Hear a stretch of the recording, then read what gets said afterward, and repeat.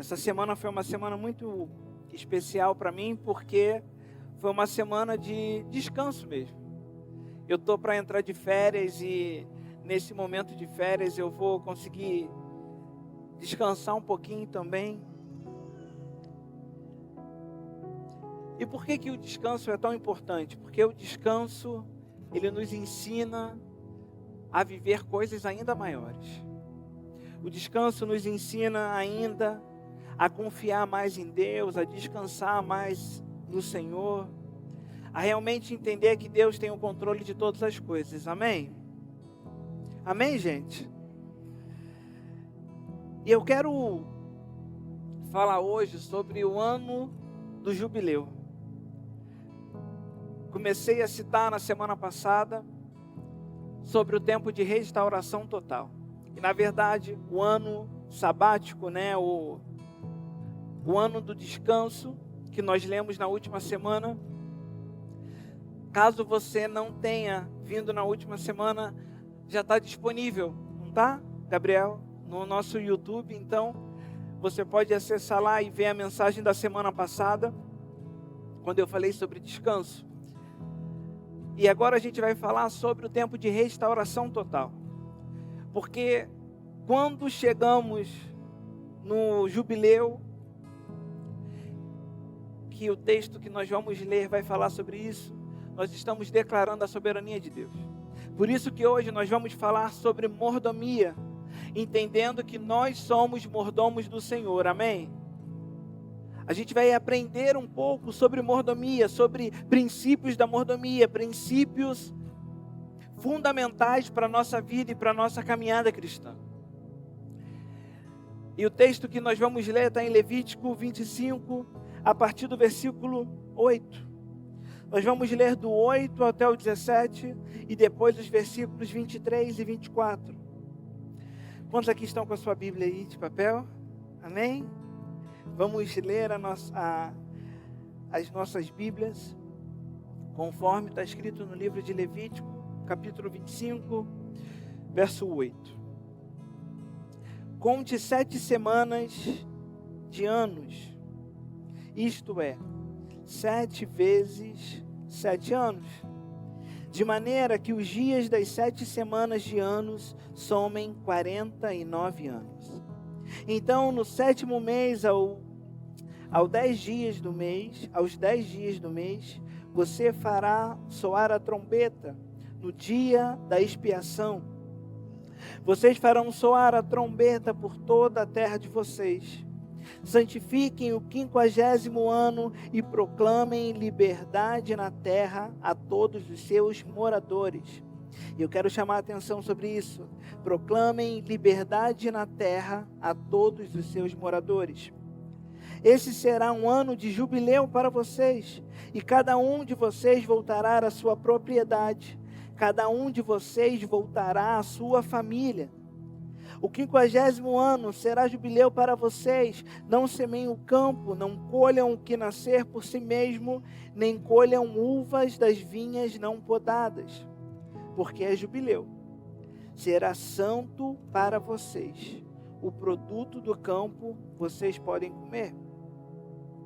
Neste ano do jubileu, cada um de vocês voltará à sua propriedade. Vocês vão vender algo ao seu próximo ou comprar alguma coisa dele. Quando você vender algo ao seu próximo ou comprar alguma coisa dele, não explore o seu irmão.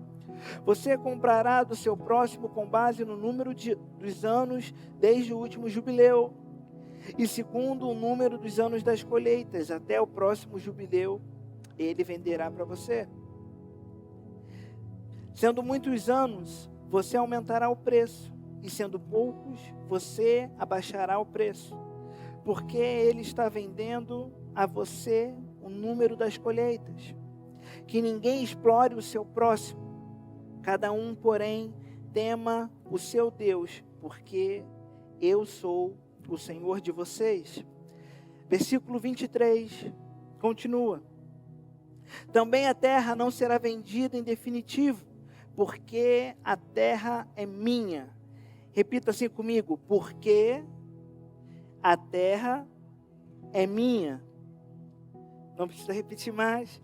Pois vocês são para mim estrangeiros e peregrinos. Portanto, em todas as terras da propriedade de vocês, permitam que as terras sejam resgatadas. Vamos orar? Senhor Jesus, nessa manhã nós queremos ouvir a Tua voz, nós queremos ser ministrados pelo Senhor, nós queremos de fato entender o princípio da mordomia. Que o ano de 2026, que estamos chamando enquanto igreja do ano extraordinário, possa ser um ano extraordinário, porque estamos nos rendendo a Ti como nunca nos rendemos antes, em que declaramos a Tua soberania como nunca declaramos antes. Nós queremos, Pai, ser direcionados por um novo tempo no Senhor. Em nome de Jesus, amém. Quando a gente olha para o texto que a gente acabou de ler, a gente pensa muito no sistema econômico, né? E eu, como economista, eu gosto muito de ler essa parte, porque eu acho interessante a forma como Deus estabelece os juros, o limite de juros, como Ele diz, como você pode cobrar. E é engraçado, porque quando a gente olha para o que a gente está vivendo hoje, a gente vê exatamente isso. Um sistema de cobrança de juros, sim ou não? A gente olha para um sistema ali que estabelece um tempo lá, você para comprar um imóvel, você paga lá, sei lá quantos anos, e aí depois é teu, se você não pagar, você perde. Vai estabelecendo um monte de coisa, só que a gente se esquece que tudo isso já era bíblico. Já está estabelecido na própria palavra de Deus. Mas muito além do que um sistema econômico sendo estabelecido, o jubileu é uma das declarações mais profundas da Bíblia sobre quem Deus é e sobre quem nós somos diante dele. O jubileu, ele não começa falando sobre dinheiro, ou sobre dívida, ou sobre o quanto você vai ter, ou sobre o quanto você vai arrecadar. Ele fala sobre a soberania de Deus. Ele fala sobre um tempo em que tudo se voltaria para Ele, porque tudo pertence a Ele, tudo é dele. Então é tempo de, antes de vivermos o extraordinário de Deus, de voltarmos tudo para Deus. Por isso que no último domingo eu falei sobre não nos prendermos necessariamente ao sábado, enquanto a gente fala de descanso, porque o próprio início do capítulo 25 de Levítico vai falar sobre estabeleça um sábado de descanso. Só que ele está falando de um ano, ele não está falando de um dia, de um simples sábado, ele está falando de um ano inteiro. E por estar falando de um ano inteiro e chamando de sábado, nós conseguimos entender que não se trata de um dia, mas se trata de nos colocarmos num lugar de descanso. Então veja bem, quando nós estamos falando do ano do jubileu, quando nós estamos falando de voltar tudo para Ele, nós estamos declarando que nada vem de nós. Tudo que a gente cria, tudo que a gente faz, tudo que nós achamos, na verdade, que criamos e que fazemos, pertence ao Senhor. E é tempo de voltarmos para Ele. É tempo de devolvermos para Ele tudo aquilo que achamos que pertence a nós. A gente está no plano de leitura da nossa igreja, talvez tenha alguns planos ali atrás ainda, você pode pegar. E eu estou lendo o livro de Gênesis, eu estou acompanhando a leitura, né? E agora a gente entrou no nascimento de Isaac. E entrando no nascimento de Isaac, que havia sido prometido por Deus, que havia sido sonhado pelo Senhor, antes mesmo de ser sonhado por Abraão e Sara, porque eles nem criam nisso. O Senhor pede o Isaac de volta.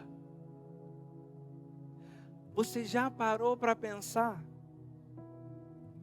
que o tempo do jubileu é o tempo em que Deus está te pedindo o seu Isaac?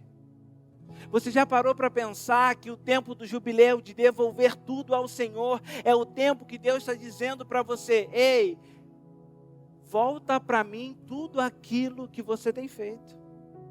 E eu não estou dizendo de você colocar, devolver tudo fisicamente, às vezes você precisa devolver financeiramente, mas o que eu quero dizer é voltar para o Senhor, às vezes, as suas emoções, o seu coração, os seus pensamentos, aquilo que você tem orgulho de dizer que você conquistou, que você fez, você falar: Senhor, se não fosse o Senhor, eu não teria feito. Se não fosse o Senhor me entregando, se não fosse o Senhor fazendo, eu não teria conseguido. Porque veja bem, quantos aqui pedem oração quando estão precisando de um emprego? Quantos aqui, quando estão? Ou estão precisando de algo? Você não pede oração a Deus? Você vai lá e fala assim: não, você pode orar por mim. Você bota no pedido da célula, você bota em grupo de oração, você faz em tudo isso. Você bota em todos os lugares os pedidos de oração. Mas quando a resposta daquilo que você pediu ao Senhor vem, sabe o que a gente faz? A gente fala: porque fui eu que fiz. Eu que batalhei para conseguir, fui eu que dei jeito, fui eu que dei conta, sim ou não?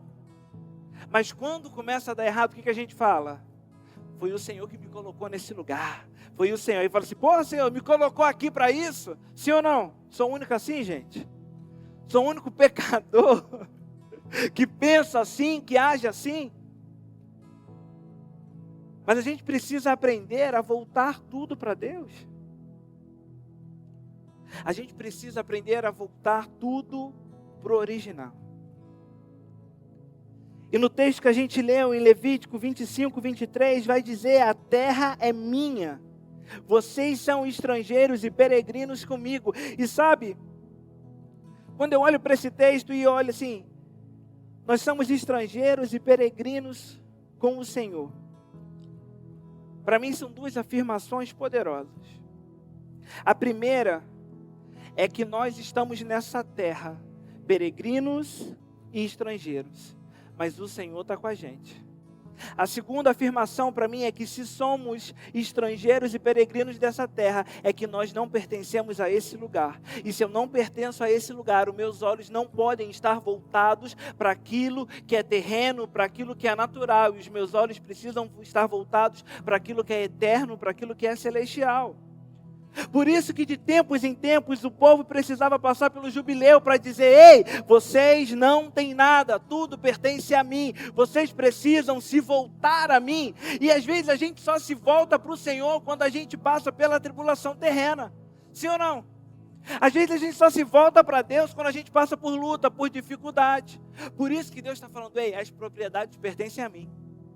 Para que de alguma forma, fisicamente, naturalmente, o povo pense: eu não tenho nada, tudo que eu tenho pertence ao Senhor. E às vezes os ventos que a gente enfrenta, as lutas que a gente passa, são formas de dizer: ei, nada do que você tem é teu.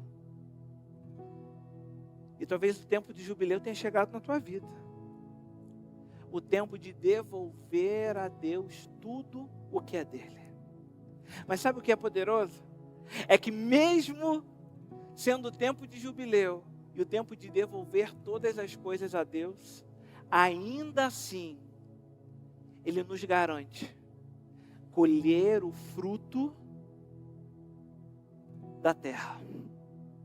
Um fruto que a gente não colhe, um fruto que a gente não mete a mão, um fruto que a gente não ara. Sabe o que é isso? Cuidado de Deus. Por isso que no tempo de turbilhão a gente olha assim e fala: Senhor, obrigado.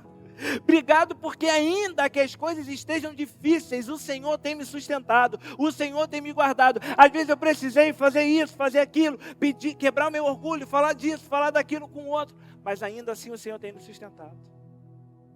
Mas isso vem de uma convicção que precisamos ter: nada realmente é nosso, mas tudo pertence ao Senhor. Tudo pertence a Deus. E a primeira coisa que eu quero destacar é que o ano do jubileu proclama que Deus é o dono de tudo. Deus não deixa dúvidas a respeito disso. Ele afirma que a terra não pode ser vendida definitivamente, porque pertence a Ele. O povo de Israel não era dono de nada, eles apenas administravam as terras que tinham. O seu trabalho não é teu, a sua família não é tua, o terreno que você pisa não é teu, o carro que você tem não é teu. Eu acho que é o único momento, me perdoem a brincadeira, mas que o comunismo se alinha com a Bíblia.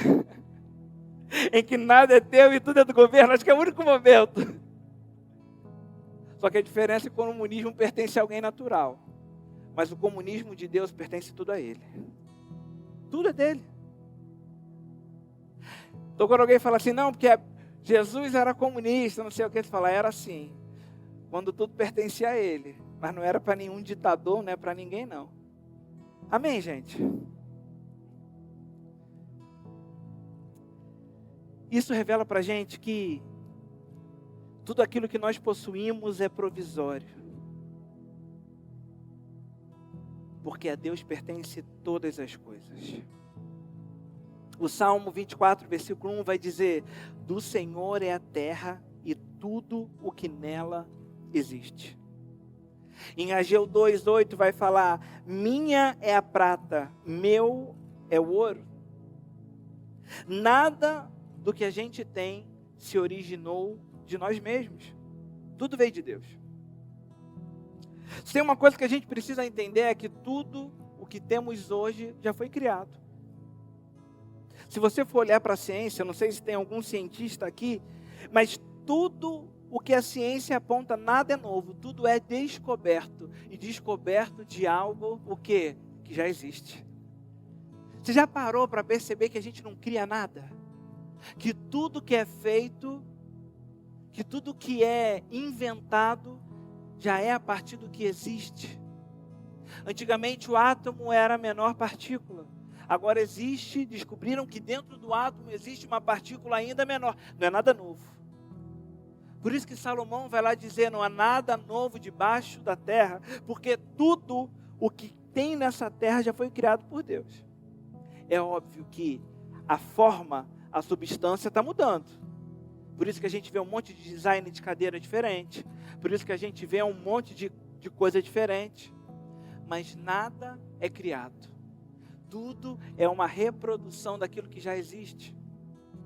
E isso inclui a nossa vida, o nosso trabalho, os bens, as oportunidades que temos.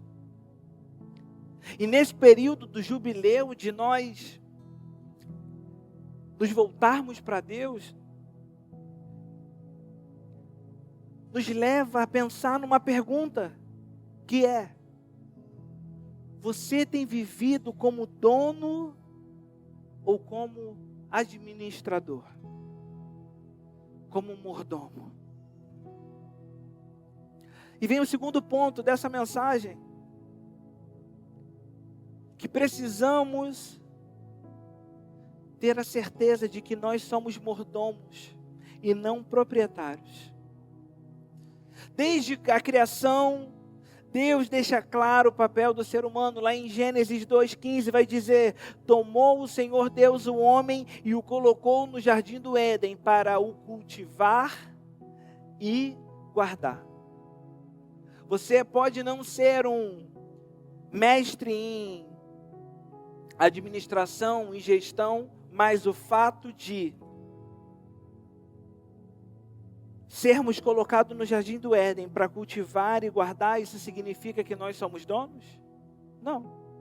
Significa que nós somos mordomos. Nós somos administradores daquilo que Deus nos deu. E eu quero trazer para você 3 significados de mordomo. É administrar o que pertence a outro. É agir conforme a vontade do dono, não sua. E saber que haverá prestação de contas. Você tinha parado para pensar o que mordomia significava? Porque às vezes o mordomo, a gente olha, né, nos filmes, a gente acha que o mordomo é aquele que está com a bandeja servindo somente. Mas além disso, o mordomo está administrando o que pertence ao outro, precisa agir conforme a vontade do dono. E se Deus é o dono, eu preciso agir conforme a vontade de Deus. E preciso entender também que vai haver prestação de contas. Quantos aqui lembram da passagem da parábola dos talentos? 1, 2 e 5. Aquele que tinha uma, eu não sei se eu estou confundindo as parábolas, talvez sim. Mas aquele que tinha uma, ele enterra. E na hora de prestar contas, o que tinha 2 dobrou, o que tinha 5 dobrou, e aquele que tinha 1 falou: não, eu sei que o Senhor é muito preocupado, eu sei que o Senhor é muito zeloso com as suas coisas, então por conta disso eu guardei. O que acontece com ele? Ele perde aquilo que tinha. E às vezes, os dons e talentos que você tem guardado para você. Você tem usado para ganhar dinheiro. E aí depois você não sabe porque você não consegue avançar e romper naquilo que você tem o dom e talento. Sabe por quê? Porque você não está fazendo o que o dono está mandando você fazer. E enquanto você estiver usando de forma errada o dom, o talento que Deus está colocando na sua mão, por mais que você faça, você nunca vai se sentir realizado. Você nunca vai se sentir realizado, porque vou te falar uma coisa, a realização plena é fazer a vontade de Deus. Jesus fala isso, a minha vontade, o meu prazer estar em fazer a vontade do meu Pai.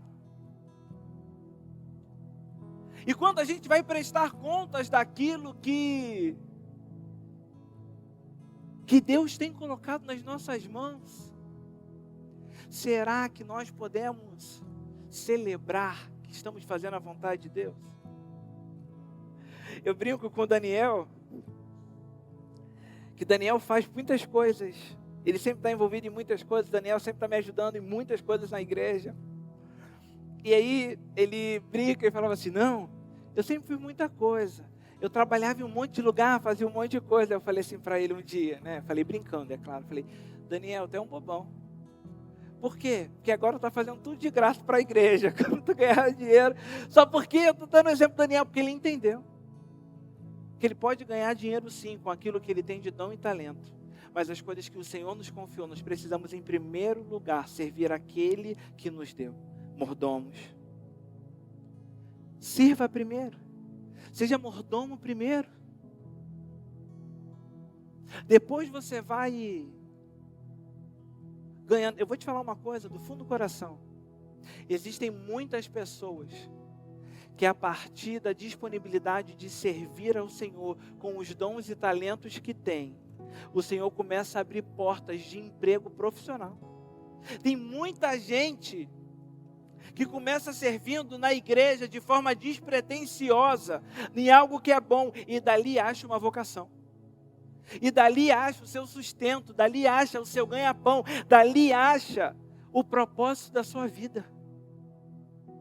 O propósito da nossa vida não é ganhar dinheiro não, gente. Não é ganhar dinheiro, sabe por quê?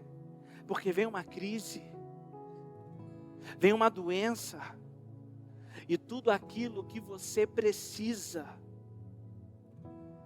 você não encontra no recurso financeiro, você encontra aos pés do Senhor.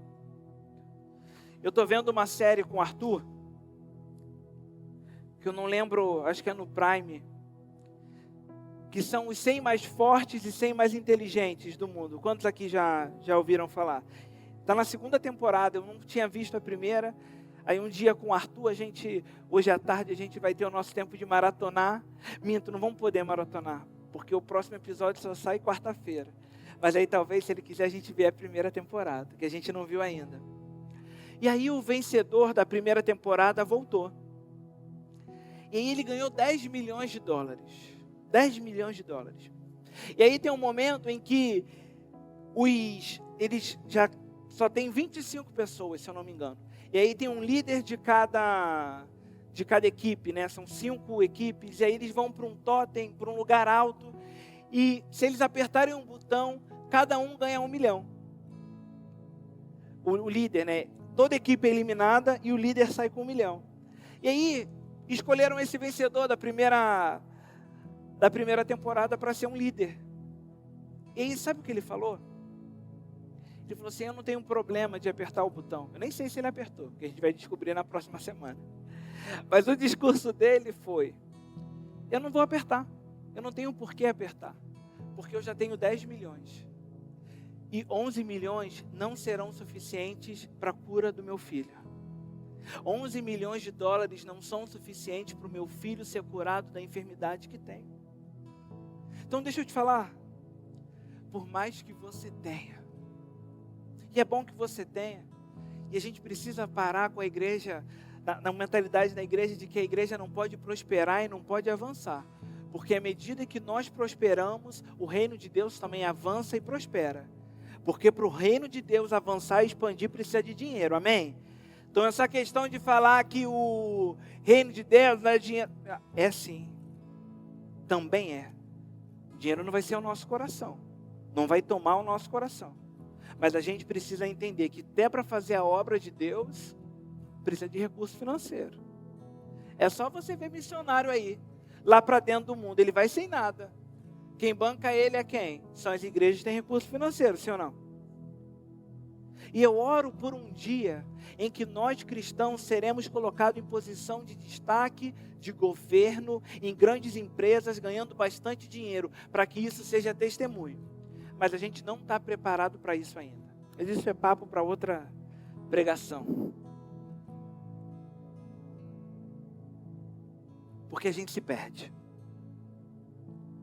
O cristão que não tem um coração no lugar, quando começa a mudar de vida, se perde. A casa de praia que ele tem começa a ser o Deus dele. O trabalho começa a ser o Deus dele. O conforto começa a ser o Deus dele. Uma vez eu ouvi de um pastor que ele falava assim: você quando você ganhava 600 reais, você conseguia ser fiel nos dízimos e ofertas. Você conseguiu passar a ganhar 10 mil reais. E 1.000 reais de oferta começou a ser muito, de dízimo começou a ser muito. E o pastor falou: sabe qual era a minha oração para essa ovelha? É para ela voltar a ganhar 600. Porque assim ela não perdia o coração dela. E às vezes eu penso nisso, que Deus não nos coloca em lugares ainda maiores e melhores, não nos dá oportunidades ainda maiores, porque a gente se perde com o que o mundo tem para oferecer para a gente. O apóstolo Paulo, no livro de 1 Coríntios, capítulo 4, versículo 2, diz: o que se requer dos dispenseiros, e somos dispenseiros de Deus, amém? É que cada um seja encontrado fiel. Fiel na mordomia. Porque nós precisamos ser mordomos do tempo que Deus nos deu, dos recursos financeiros, dos dons espirituais, da família, da criação. Porque tudo aquilo que nós temos nas mãos foi confiado a Deus, foi confiado por Deus a nós. Sabe, tem muita gente que fala assim: pastor, eu não sei como você dá conta de tudo. Ontem foi um dia exaustivo para mim. Eu tinha a reunião de consagração aqui 8 horas da manhã e foi poderoso. Eu não tenho obrigação de estar aqui, porque, glória a Deus, o Senhor já levantou Aline e Maurício como líderes. Mas é o lugar que eu gosto de estar. De 8 às 9h30 ali, 9h40, a gente estava na reunião de consagração. Quando deu 10 horas, café de novos membros, terminou meio-dia, a gente estava organizando as coisas aqui, eu me metendo, o pessoal doido para eu ir embora da juventude, porque eu me metendo em um monte de coisa. Fui embora, fui em casa, peguei Rani e Arthur, fomos para o primeiro aniversário que a gente tinha, um churrasco maravilhoso, piscina, fiquei lá aproveitando, e eu falei assim: Senhor, maná do céu, no meio da correria, uma piscina e um churrasco, o que eu posso querer mais? 3 horas, fomos embora.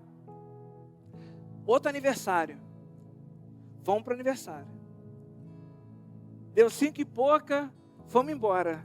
Outro aniversário. Fomos em casa, tomamos um banho. Fiquei surpreso, porque a gente conseguiu se arrumar em 15 minutos. Eu, Rani e Arthur. Milagre do Senhor. Eu falei: Senhor, tu estás mesmo nessa casa. Porque Rani e ele se arrumar em 15 minutos é glória. Nem fiquei esperando ela muito tempo. É claro que eu dei banho no Arthur, arrumei Arthur. 15 minutos.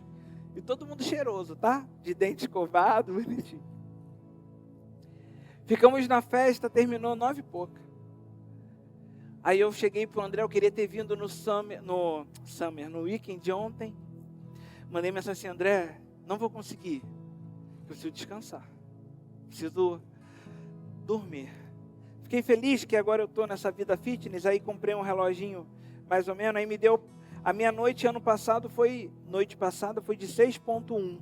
Agora está dizendo que a minha noite de descanso foi 8.3.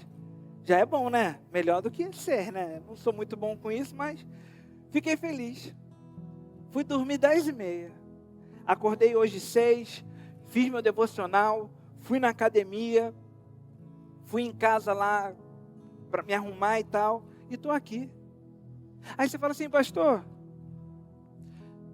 se preocupa sobre descanso. Ontem você não descansou durante o dia. Se você está com esse pensamento, você ainda não entendeu o princípio do descanso. O princípio do descanso não significa você parar somente, não. Porque eu tive 8 horas de sono, mas significa você realmente confiar em Deus. E de manhã eu entreguei, porque de manhã, antes de estar aqui na reunião de consagração, fiz meu devocional e corri 5 quilômetros na praia. Eu estou falando disso porque tem levante aí dizendo que eu estou tomando Monjaro. Não estou não, tá? Não estou tomando Monjaro não. Eu sempre brinquei com alguém, falei: se eu tivesse como tomar, tomava, para acelerar o processo. Eu não estou tomando Monjaro não. Ser mordomo do tempo que o Senhor nos deu. Ser mordomo dos recursos financeiros. Eu vou fazer em abril, se eu não estou enganado, uma campanha falando sobre nós aprendermos a lidar com dinheiro. Não vai ser uma pregação que eu vou ficar pedindo dinheiro todo domingo, que eu já faço isso no momento de dízimos e ofertas, mas vai ser uma série de mensagens sobre nós aprendermos a lidar com dinheiro. Porque preciso te dizer, não é normal crente ter nome sujo, não é bom testemunho. Amém, igreja? Não é bom testemunho crente ter dinheiro e gastar tudo com roupa, gastar tudo com comida. Não é bom testemunho. Precisamos ter domínio próprio e aprender a gerir os recursos que Cristo tem nos confiado. Fostes fiel no pouco, vou colocar muito sobre a sua vida. Precisamos ser mordomos também nos dons espirituais. Já falei sobre isso. Sabe o que é interessante? Quando a gente fala sobre ser mordomo dos dons espirituais, dos sinais e das maravilhas que o Senhor tem operado, é porque primeiro nós entendemos que tudo aquilo que o Senhor tem derramado sobre nós não pertence a gente. E se não pertence a gente, lembra que nós lemos sobre sermos dispenseiros? Sermos dispenseiros fiéis. Os dons espirituais, os sinais e maravilhas que o Senhor quer operar, nós, enquanto cristãos, precisamos ser dispenseiros e dispensar sobre aqueles que estão à nossa volta. Ser um bom mordomo é isso, é ser usado por Deus no tempo oportuno dele. É você começar a abrir a sua boca quando Deus manda você profetizar. É você calar a sua boca quando Deus manda você não falar demais. É ficar atento aos sinais e maravilhas que Deus quer operar, porque Deus quer operar, mas cadê os dispenseiros que serão fiéis àquilo que Deus quer entregar, àquilo que Deus quer derramar? Por que será que a gente não tem vivido um tempo de extraordinário, de sobrenatural dos céus? Porque às vezes a gente quer reter aquilo que Deus tem derramado sobre nós. Ah não, quando eu tiver tempo eu lidero uma célula. Quando eu tiver tempo eu sirvo no ministério. Quando eu terminar isso, quando eu terminar aquilo, aí eu vou estar dedicado à obra do Senhor. Deixa eu te falar, sempre vai ter algo mais importante do que servir na casa do Senhor. Segundo o mundo é isso. Porque quando você começa a servir na casa do Senhor, fala assim: só quer saber de igreja.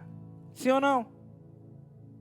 E agora está virando carola o termo que se usa, né? Se usava. Está virando isso, está virando aquilo, só quero saber de igreja. Não é a questão de querer saber da igreja, só de igreja. Eu tenho recebido do Senhor. Onde é que eu posso dispensar aquilo que Deus tem derramado na minha vida? Na vida dos meus irmãos. Aí você fala assim, não, mas eu posso fazer ação social, eu não preciso de igreja para isso, eu não preciso daquilo. Deixa eu te falar uma coisa. Toda vez que a gente não caminha debaixo de uma liderança, debaixo de uma igreja, de uma direção, nós estamos fadados a viver voltados para os nossos próprios prazeres. Porque você sempre vai avaliar e julgar com a intenção do seu coração. Pode a gente avaliar e julgar? A gente julga pelos nossos próprios interesses. A gente precisa ser dirigido e conduzido por alguém. É claro, por pessoas que são submissas à voz de Deus. Uma coisa que eu falo, não aqui para quem é membro da igreja, mas principalmente para quem é membro da igreja, que às vezes olha alguém e fala assim, não, porque aquele pastor é legal e tudo mais, é uma bênção, e lá tem liberdade, tem isso, aquilo. Ei, antes de qualquer coisa, veja se a sua liderança se submete a uma outra liderança. Isso é um dos princípios fundamentais, sabe por quê? Aquele que caminha sozinho começa a governar para si mesmo. Começa a governar por si mesmo, não presta conta para ninguém. Não precisa dizer para ninguém o que está fazendo. E a gente precisa entender que ser mordomo é prestar conta. Presta conta para Deus. Ei, quem disse que você não precisa prestar conta aqui na terra? Pelas coisas que você faz? Nas alianças que nós firmamos, nós precisamos também prestar conta. E se você é membro dessa igreja, você está aliançado nesse lugar.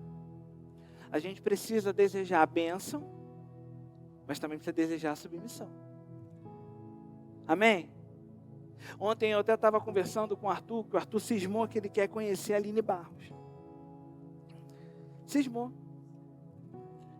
É porque ele conhece alguns cantores, porque às vezes a gente tem conferência na Barra, tem alguma coisa assim, e por ser pastor, você acaba conseguindo estar em alguns lugares em que você tem acesso a algumas pessoas. E aí, ele falou, não, porque eu quero conhecer, não sei o que. Eu falei, filho, deixa eu te falar uma coisa. Nem sempre você vai conseguir conhecer cantor famoso, ou pregador que você escuta. Eu disse para ele, isso não é o que acontece de forma geral. Porque nem todo mundo tem acesso a essas pessoas. É um privilégio que você tem. Mas saiba que junto com esse privilégio que você tem, existe um preço que você paga. Que eu não vou te falar agora, porque você não está no tempo ainda. Porque tudo que a gente vive, existe a bênção, o privilégio, e existe a contrapartida. Por que eu estou falando disso? Porque quando nós somos mordomos, existe o privilégio de sermos mordomos, mas existe o preço que a gente paga em ser mordomo. Em obedecer, em se submeter, em às vezes não fazer aquilo que você quer fazer, mas você faz aquilo que você tem que fazer. Você faz aquilo que Deus está mandando você fazer. O terceiro ponto é que o jubileu coloca limites à ganância humana. Deus não está nem um pouco preocupado com a acumulação que você está fazendo. Porque a terra no jubileu volta ao dono original.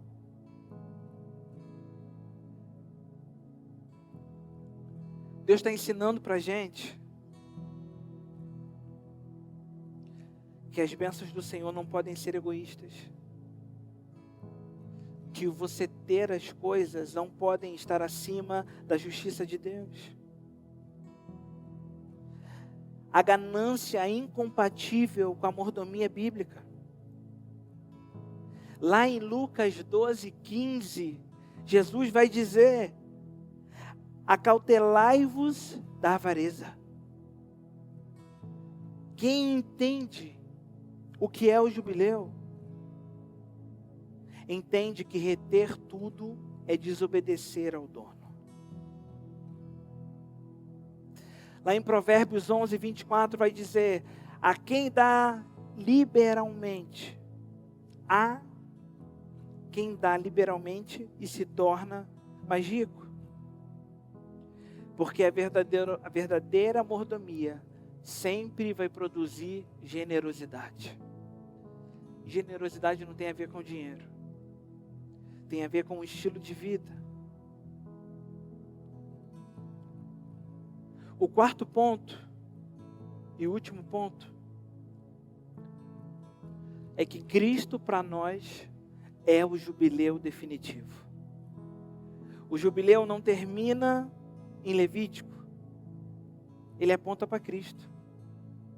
Em Lucas 4, Jesus lê o que está escrito no livro de Isaías 61 e declara: o Espírito do Senhor está sobre mim para proclamar liberdade aos cativos. É Jesus dizendo: eu sou o jubileu. Porque quando caminhamos com Cristo, nós somos libertos dos nossos pecados. Nós temos a nossa identidade restaurada. Nós recebemos uma nova forma de viver. E essa nova de viver muda a nossa forma de ver a nossa vida. Em 2 Coríntios 5,15 vai dizer: os que vivem, não vivam mais para si. A mordomia cristã, embora esteja em Levítico, ela não soa para nós como lei. Mas ela vem da gratidão pela redenção que encontramos em Cristo Jesus. Em que nós nos voltamos para Ele. Então eu concluo dizendo que o jubileu de Deus é um chamado de volta. É um chamado à entrega. É um chamado à declaração dizendo: Deus é dono de tudo. Eu sou mordomo. Porque tudo o que existe é por Ele, é para Ele, é para a glória dEle.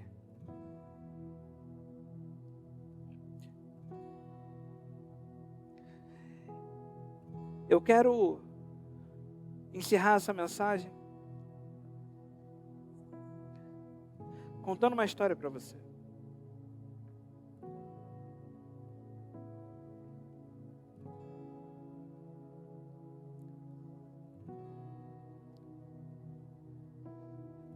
José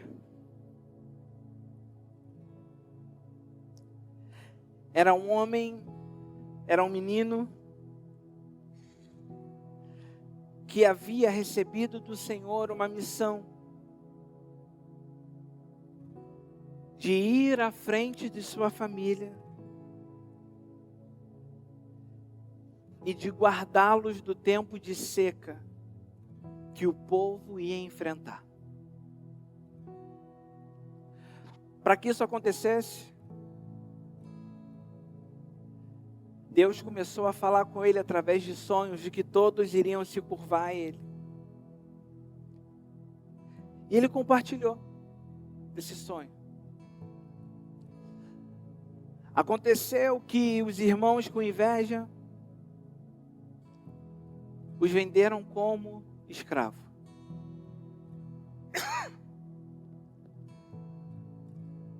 O venderam como escravo.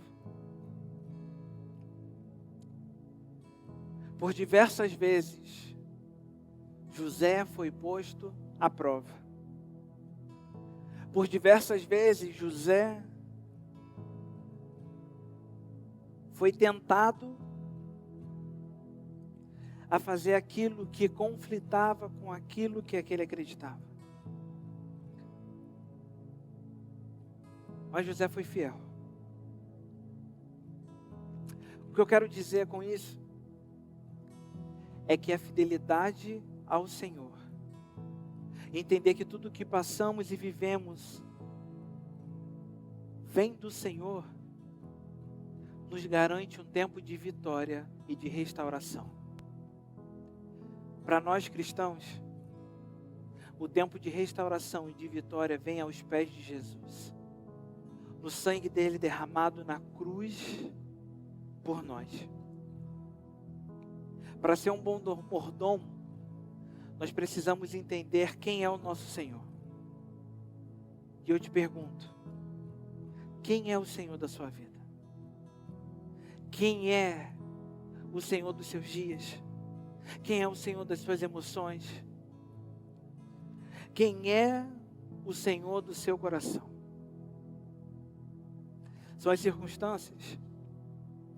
São as lutas? São as dores? É o dinheiro? São as suas dores? Chegou o tempo de nós sermos mordomos do Senhor e submeter tudo a Ele. E sabe, quando a gente entende isso, é poderoso. Porque se entendemos que tudo é dele, a dor que sentimos já não é mais nossa. As lutas que enfrentamos mas não são mais nossas, mas são do Senhor. Porque o Senhor veio para trazer alívio para nós. Mas para isso nós precisamos declarar o senhorio e a soberania dele sobre as nossas vidas. Eis que estou à porta e bato. E eu creio que o Senhor está batendo na porta do seu coração essa manhã, dizendo: ei, deixa o seu senhorio, deixa eu tomar conta de tudo. Entrega tudo a mim. Entrega a sua vida a mim, porque eu cuido dela, porque eu mudo qualquer cenário que para você é impossível. Eu quero convidar a igreja a fechar os seus olhos, a curvar sua cabeça e a fazer uma oração comigo, dizendo assim: ninguém precisa ouvir, é você e Deus. Fala assim: Senhor Jesus, nessa manhã, eu quero entregar a minha vida a Ti. Eu quero entregar tudo que eu sou, tudo que eu tenho a Ti. Eu submeto a minha vida ao Teu senhorio. Eu não quero mais ser guiado por aquilo que é natural, mas eu quero ser guiado por aquilo que é sobrenatural. Eu quero ser guiado pelo Senhor. E nessa manhã, eu faço uma aliança contigo. Uma aliança declarando que o Senhor é o dono da minha vida. Eu entrego a minha vida a Ti. Reconheço que sem Ti nada sou.